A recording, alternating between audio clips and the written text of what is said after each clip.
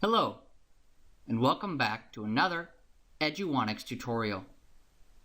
In this section, we're going over workflow in Photoshop, and in this video, we'll be covering colors, color swatches, adjustment layers, and styles. We're already familiar with the basics of choosing colors. Here in the Tools panel, we have our foreground and background colors. And if we click one, we get this large color picker that not only lets us choose our color, it also gives us the exact number values for the color we're choosing. This is good if we can take the time to open the picker, choose the color we want, and finally hit OK to actually switch to that color. However, sometimes people need colors fast, while their inspiration is still hot. They need something more like the color panel. Up here in my panels on the right, the first one we see on top is the color panel. You can see that the interface looks a lot like the color picker. But watch how easy it is to just pick a color and start painting with it. Another advantage of the color panel is that if we click and drag the top tab area, we can pick it up and move it wherever we like. Some digital painters prefer to have their color panel right on the canvas. That way they can just switch colors without having to move away from what they're working on. With the color panel, we also have these panel options on the top right. And from here, we can change the interface to better suit certain types of colors. And we can use these sliders to fine-tune our colors without making any changes that might be too drastic. But even with all these different interfaces, we can still only pick one color at a time. And Photoshop shows us this whole color spectrum. It's a little overwhelming if we can't decide the exact color we want. Fortunately, Photoshop provides us with the swatch panel. I'm just going to click here in the tab to the right of the color panel called swatches. Swatches allow you to choose individual colors from huge sets of pre-chosen colors that go well together. So here you can see that if I find a color that I like, I can just click it and start using it on my canvas.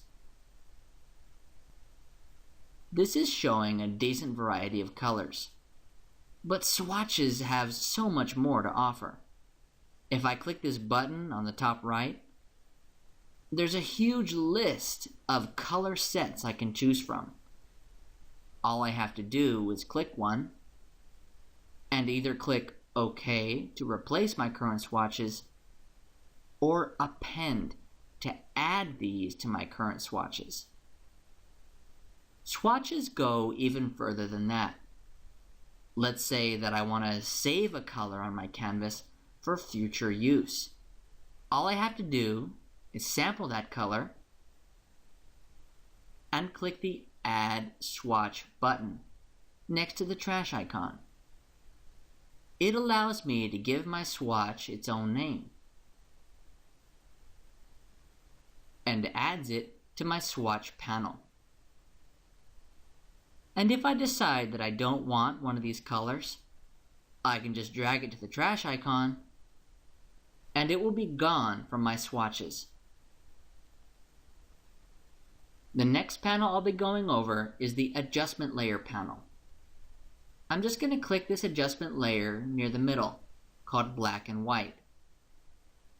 You can see that it added a new layer in my layers panel, and my properties panel has popped up with all these sliders. I'm not going to mess with these sliders in this tutorial, so I'll hide my properties panel for now. It's important to know that adjustment layers don't actually contain content. they act more like filters for your existing content. An adjustment layer is kind of like a pane of glass that you lay on top of your image, which can either enhance, distort, or otherwise alter your view of the image. So, if I hide my layers below it, we see right through the adjustment layer to my blank canvas. Because of this, adjustment layers can only visibly affect things below them. That said, when an adjustment layer is the topmost layer in the Layers panel, it will affect every layer below it. This includes regular layers and even other adjustment layers. I'm just going to click and drag this black and white layer to the middle of my layers.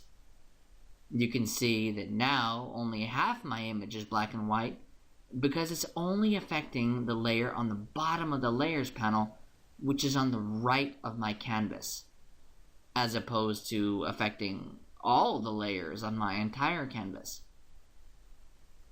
Another way to make an adjustment layer affect only one layer is to clip it to that layer. I'm going to drag my black and white layer to the top of the Layers panel.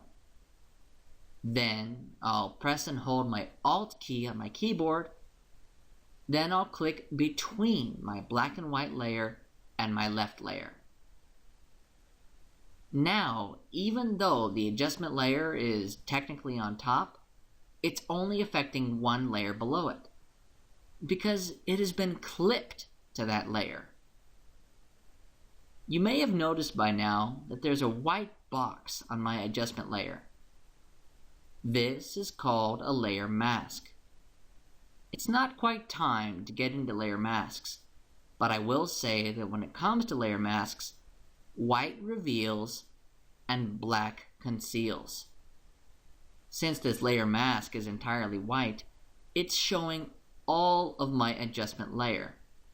If I want, I can just get a black brush and start painting in my adjustment layer. Basically, by painting in the layer mask, I can either hide or show any area of the adjustment layer whenever I want. Masks aren't exclusive to adjustment layers. They're a wonderful feature in Photoshop, and I'll definitely show you more on how to use them later on in this course. Another thing we can do with our layers is add something called layer effects. They're located in the bottom of the Layers panel near the left with the little FX icon. If I click this and select a layer effect, I am met with an extensive dialog box with many different options. This can be a little daunting, so I'm going to hit cancel and go straight to my Styles panel. Styles are presets of layer effects.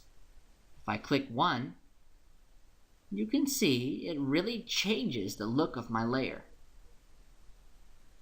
Back in the Layers panel, you can spot the layer effects that are being applied directly below the layer you've selected. Unlike adjustment layers, styles will replace each other if you apply them to one layer.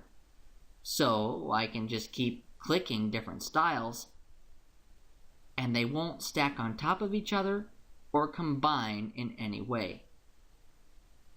As with most presets, we can find more by clicking the panel's Option button. Here we're met with entire sets of styles to try. Some of them are best suited for buttons, photographs, or text.